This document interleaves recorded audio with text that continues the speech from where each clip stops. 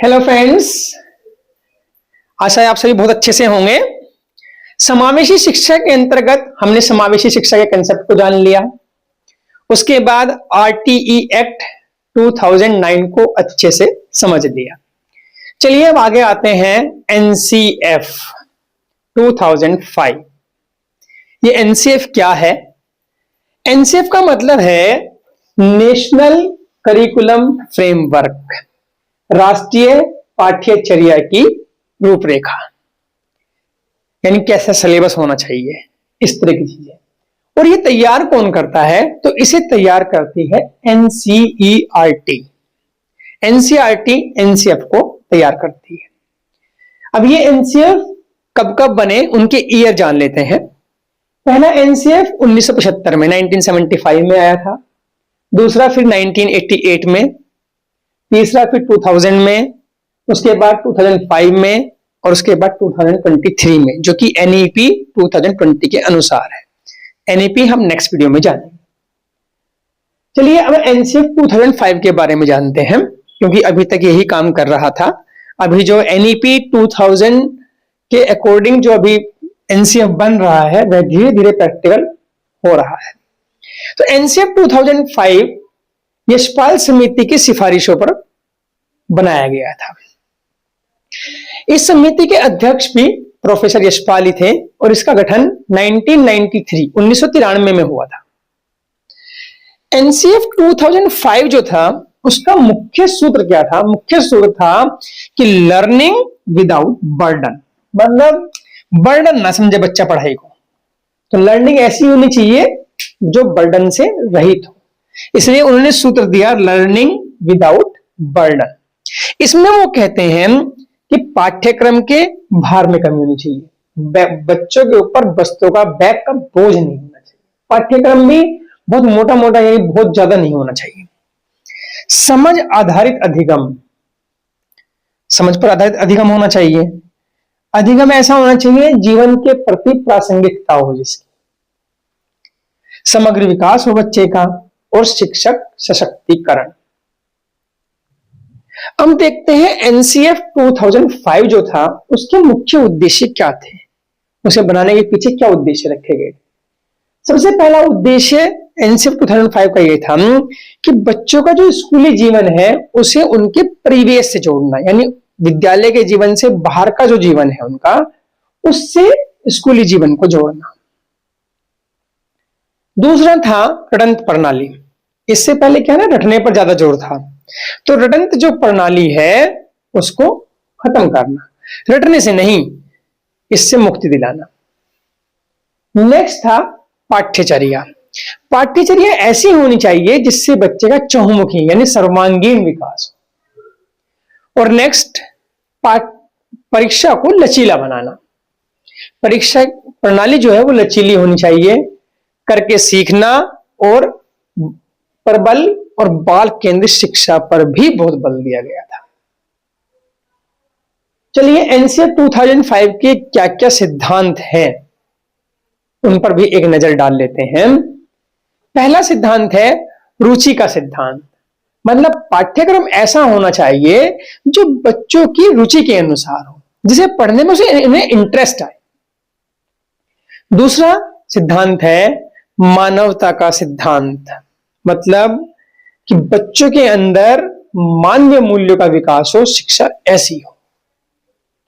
तीसरा है एकता का सिद्धांत, यानी राष्ट्रीय एकता, राष्ट्र के प्रति मिलजुल कर सब रहें, ऐसा उनमें विकास होना चाहिए। नेक्स्ट है नैतिकता का सिद्धांत, मतलब बच्चों के अंदर नैतिक मूल्यों का विकास हो। नेक्स्ट सामाजिकता का सिद्धांत, मतलब समाज में किसी प्रकार का कोई भेदभाव नहीं हो, सब मिलजुल कर रहें, कोई छोटा बड़ा ऊंचा नीचा ना हो। नेक्स्ट है उपयोगिता का सिद्धांत, जो शिक्षा मिले वो उपयोगी हो उनके भावी जीवन के लिए। और संतुलित विकास का सिद्धांत, बच्चों का जो है वो संतुलित विकास हो। ये थे एनसीएफ 2005 के सिद्धांत। अब देखते हैं एनसीएफ 2005 में शिक्षक को किस रूप में स्वीकार किया गया है। तो एनसीएफ 2005 कहता है कि शिक्षक एक मार्गदर्शक है, एक सुविधा करता है। एनसीएफ ने विषय भी बताए। एनसीएफ 2005 में यह भी बताया गया कि उनका विषय क्षेत्र कैसा होना चाहिए। तो भाषा की अगर बात करें तो भाषा के लिए एनसीएफ 2005 में तीन भाषाओं पर जोर दिया गया, तीन भाषाओं के लिए जोर दिया गया।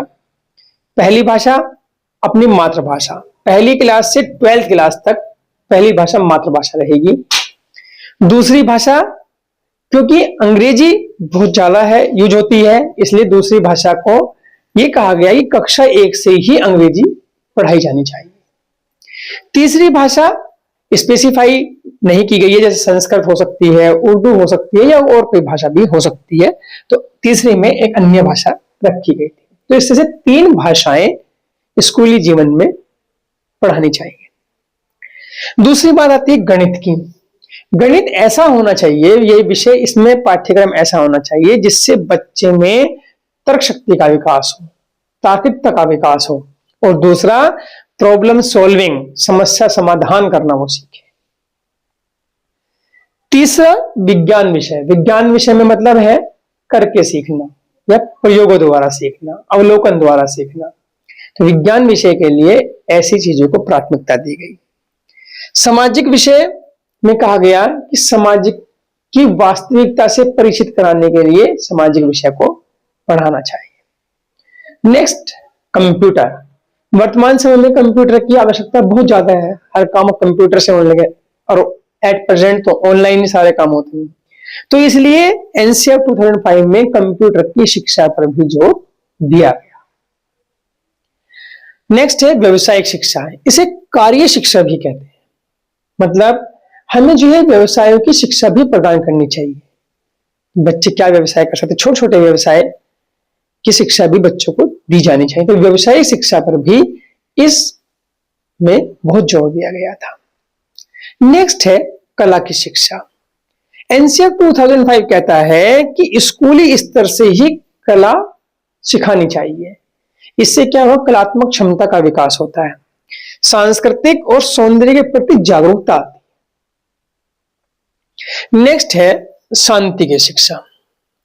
अब आपको लगेगा ये तो कोई ऐसा सब्जेक्ट है ही नहीं। शांति की शिक्षा से मतलब है कि समाज में शांति की स्थापना करने के लिए, समाज में शांति बनी रहे, आपस में लड़ाई भिड़ाई ये सब कुछ ना हो, सांप्रदायिक दंगे ना हो, तो क्या होना चाहिए, छात्र छात्राओं में शांति के प्रति अनुराग पैदा हो, ऐसी शिक्षा होनी चाहिए। उनमें सहन शक्ति हो, न्याय प्रियता हो, आपसी समझ बढ़े, आपस में मिलजुल कर रहे, ये है शांति की शिक्षा। नेक्स्ट है स्वास्थ्य और शारीरिक शिक्षा। इसके अनुसार योग पर, व्यायाम पर, इन पर भी जोर था, और साथ साथ अपने स्वास्थ्य के बारे में बच्चों को परिचित कराना कि वो क्या कर सकते हैं जिससे कि उनके स्वास्थ्य पर प्रतिकूल प्रभाव न पड़े। नेक्स्ट, पर्यावरण की शिक्षा। पर्यावरण की शिक्षा भी छोटी क्लास से यानी प्राइमरी स्कूल से इसलिए जरूरी की गई जिससे कि बच्चे अपने परिवेश को समझ सके, अपने पर्यावरण को समझ सके, जो पर्यावरण के मुद्दे हैं उनको समझ सके। इसीलिए पर्यावरण की शिक्षा पर भी इसमें बल दिया गया। देखिए, हमने शुरू में पढ़ा था कि एनसीएफ को तैयार करता है एनसीईआरटी। एनसीईआरटी डिटेल बहुत ज्यादा नहीं है, हम फिर भी इसकी फुल फॉर्म आपको बता देते हैं कि एनसीईआरटी क्या करती है, क्या है। एनसीईआरटी को 1961 में मानव संसाधन विकास मंत्रालय के अंतर्गत स्थापित किया गया, इसका गठन किया गया था, और इसकी फुल फॉर्म बनती है national council of educational research and training, राष्ट्रीय शैक्षिक अनुसंधान और प्रशिक्षण परिषद। ये एनसीईआरटी की फुल फॉर्म है, और इसकी स्थापना 1961 में इसका गठन किया गया था। चलिए मिलते हैं नेक्स्ट वीडियो में आगे की कंसेप्ट के साथ में। तब तक के लिए हंसते रहिए, मुस्कुराते रहिए, और एनसीएफ 2005 को ध्यान से पढ़िए क्योंकि इससे संबंधित क्वेश्चन बहुत सारे आते हैं। मैंने समावेशी शिक्षा के टॉपिक को पढ़ाते शुरू में ही कहा था कि अगर हमने इन कंसेप्ट को अच्छे से समझ लिया तो हमारे मोर देन 5 क्वेश्चन के आंसर इजीली हो जाएंगे। नेक्स्ट वीडियो में मिलेंगे।